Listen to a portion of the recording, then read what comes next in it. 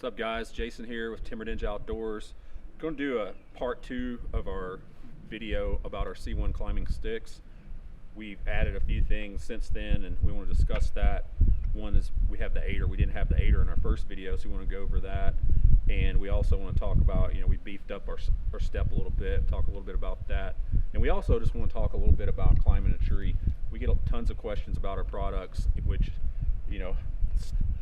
standoff distance, step width, weight, all these things, noise.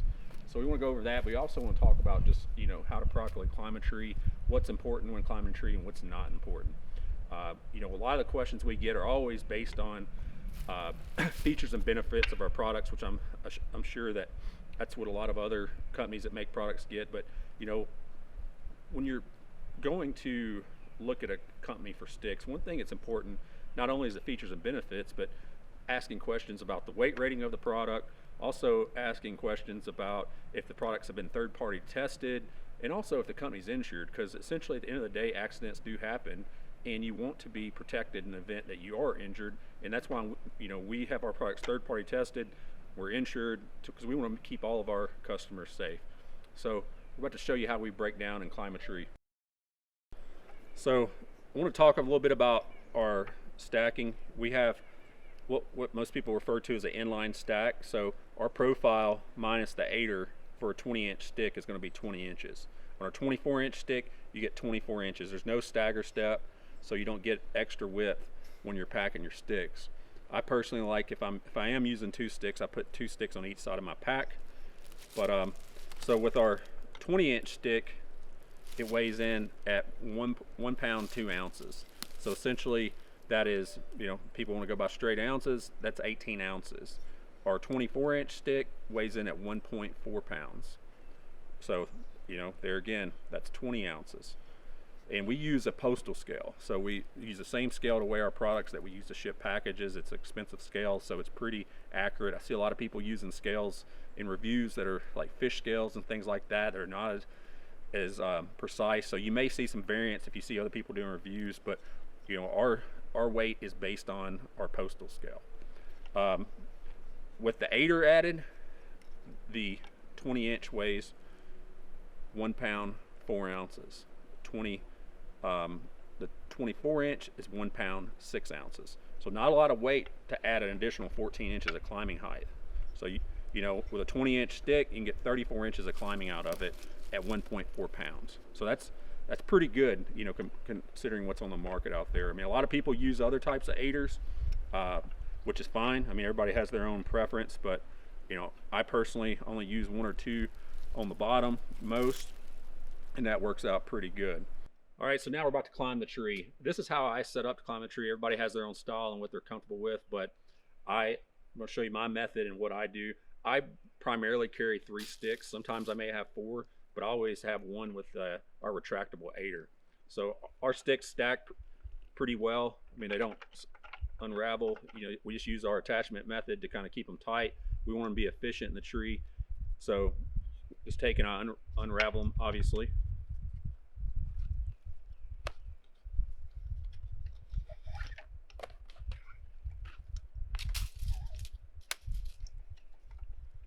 A little bird's nest going on here. All right, so I always like my first stick to be my stick that I use the aider. So I put that on the tree here. I like to get a good bite with the stick first. So essentially locks there. And I like to get my rope tight. I do this what they call a cow hitch knot. And we're using our 6mm cord here for this, which we also tested these with the 6mm cord. So I get it tight and lock it down. What you don't want to do is you don't want too much of an angle here with your rope on any stick, because sticks that don't bite as well, that's where you're going to see kick out, is when you have too much of an angle on your rope. So because all the pressure is going to be above, and what you want is that pressure from that rope being almost in line with your Versa button. So then I pull out the retractable aider. I hang my sticks from these Versa button holders on my saddle here.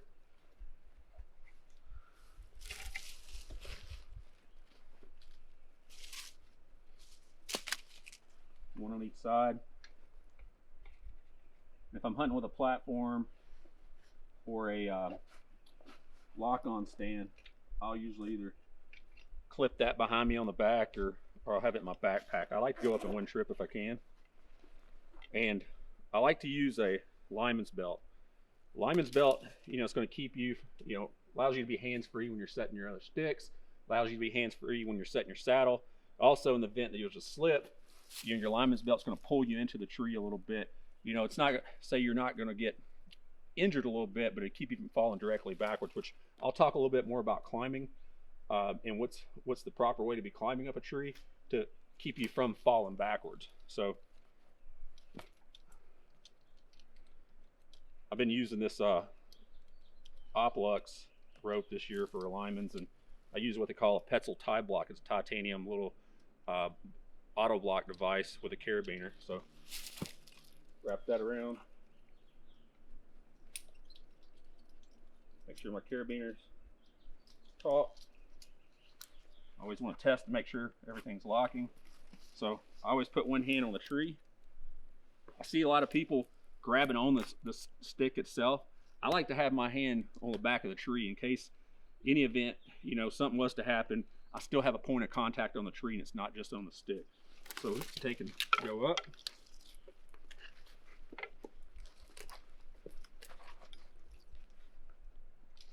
So I hear a lot of people that talk about standoff distance. I wear a size 11.5 shoe. If you're a saddle hunter or a mobile hunter, most of the trees you're going to be wanting to hunt are going to be the size of a basketball or smaller. I mean, it's rarely you're going to be hunting a tree that's this big. It's not useful in the event of a saddle to try to get around the tree, or even like if you hunt out of a lock-on stand, I like to always have my tree between me and where I think the deer is coming from.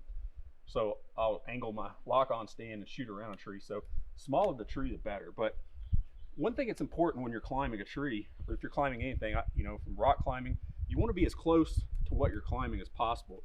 You don't want to be leaned far back. So a lot of guys I see in videos climbing, they climb in the crotch of their foot, which is really it's not the proper way to climb, because it's going to kick you out a little more. If you're on the balls of your feet, like I am here, you're going to be more straight up with the tree.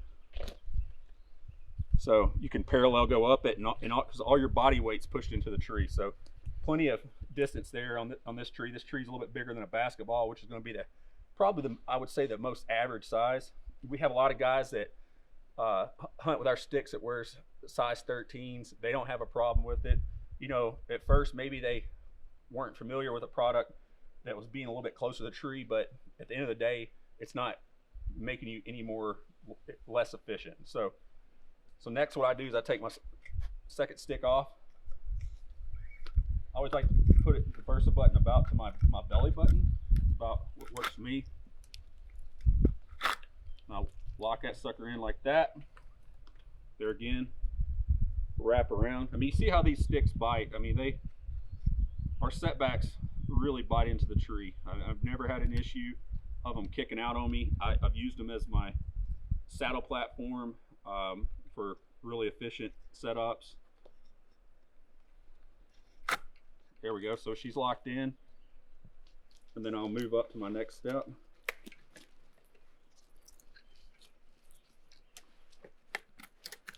As you can see, I'm all the way out to the side here.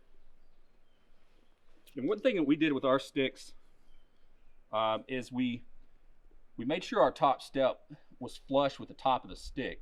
That way, when you get up and you're setting up a platform or anything, you can get up there and you can get at a direct angle like this. Makes it pretty comfortable for, working with your hands. So pretty simple setup there. There again, when I do lean back, I put my feet like that, it gets comfortable.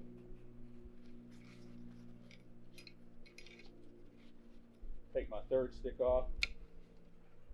Boom. There again, about to my belly button.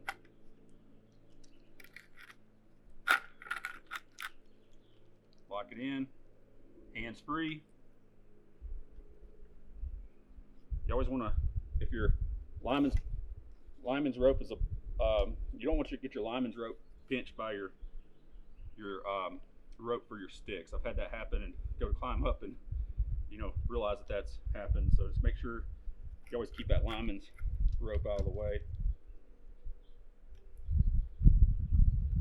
Boom, locked in. Contact on the tree. Boom. There we go. So right here I'm 3 sticks high with an 8er. I mean, I'm probably close to 10 feet, which is a comfort height for me. I shoot a traditional bow. I like my angles to be a little bit lower. I don't like drastic angles with the stick bow. Also, I'm always more concerned about what my back cover is and how my setup is more than my height. Sometimes that may even be 2 sticks high. I hunt a lot off 2 sticks. So when I'm ready to come down, start working down the tree. Boom, boom. Put the hand there, keep my body close. Boom.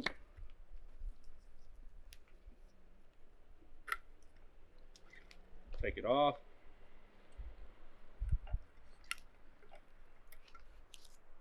Either you can put them back on your harness, or if you're lazy like me, our sticks, everybody always asks, how durable is carbon fiber? Is it gonna bust if I drop it?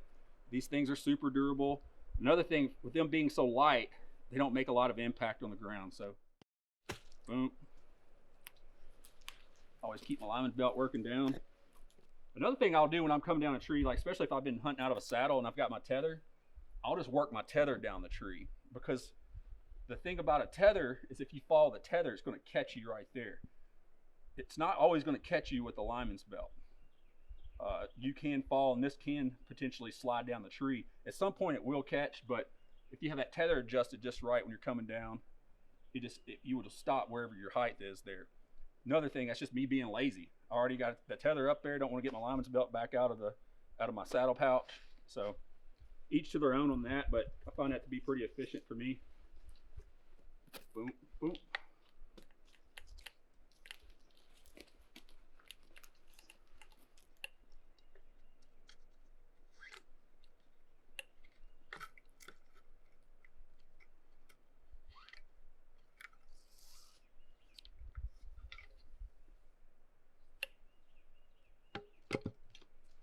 There we go. When you're using 8ers, you have to be real careful. 8ers are awesome for a tree like this that are really straight, because how ours is set up with the retractable 8er, it sits out. You can easily get your foot back in going down. But if you have a slight angle in this tree, and this goes for any 8er, if your tree starts to angle in or angle out, that 8er is going to get pushed up against that tree.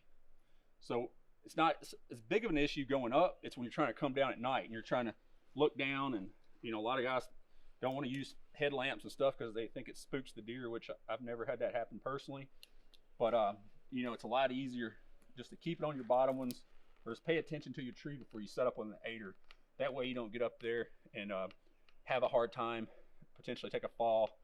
A lot of things can happen. So just be careful out there when you're looking to use 8ers and get maximum height. So I want to talk about when we first introduced our stick.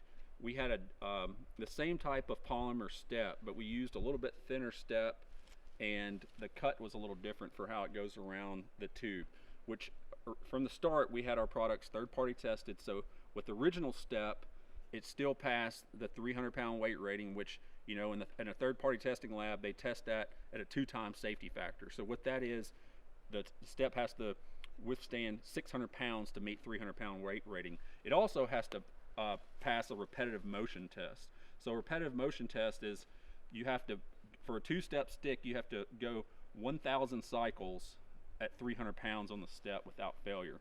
Our product went to 4,000 cycles, and it still didn't fail. They just were there for so long. It already passed. They didn't really care.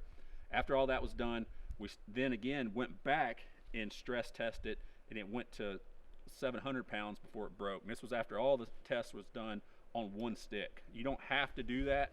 You can put a different stick in for each part of the test, but we chose to just see how durable the one stick was. So, but even though it passed all that, it had a little bit of flex in it, and customers were concerned. I mean, there's a lot of guys out there that hunt that are afraid of heights, but they want to continue to hunt because it's a passion of theirs. And that was probably the most complaint that we received. A lot of customers, including myself, never had a problem with it. I still hunt with the thinner version, but just to, you know, increase our level of customer service, we went with a thicker, beefier step, still using the same type of polymer, and we did a different cut on it. So there is a little bit of play, like a less than a thousandths, but just because of how the tube is made, it's going to have a tolerance level of a few thousandths in the tube size.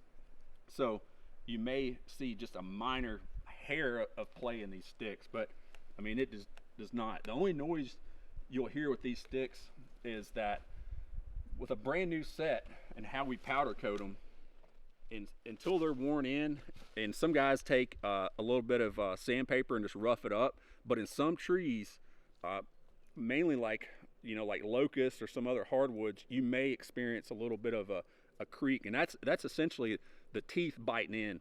A good example of that is if you ever cut firewood with an axe and you hit like a really hard hardwood on a cold day, you'll hear that same noise with that metal going in. But after you brush that up, you know, or they're worn in and that coating starts to kind of wear off a little bit, you don't experience that. And you rarely experience it on any type of softwoods. But, you know, real durable, and the sticks hold up really well, super light. You know, after you take them off, they bite well. And this is how our retractable aider works. So after you're done with the hunt, you just push your aider back up in the tube. You have a little bit hanging out there, but I mean, that sucker will not come out. So it helps in packing. So after I'm done with the hunt, I take my sticks,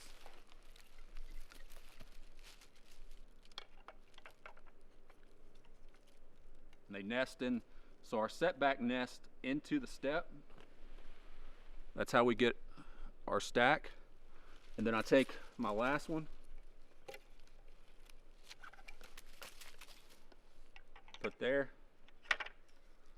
And this is a real cold day, and this is one thing that our product really shines at, and why we chose carbon fiber over metal besides weight is, you know, today it's about 20 degrees outside.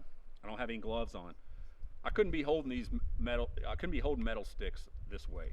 There's no, you know, these sticks are not cold at all. I mean, there's essentially, you know, I wish I had a thermometer I'd, you know, show you, but you can handle these sticks with cold hands, which, you know, is anybody that's ever hunted with metal sticks, it's like, you know, touching ice cubes when you're trying to work with them. So I just wrap that up.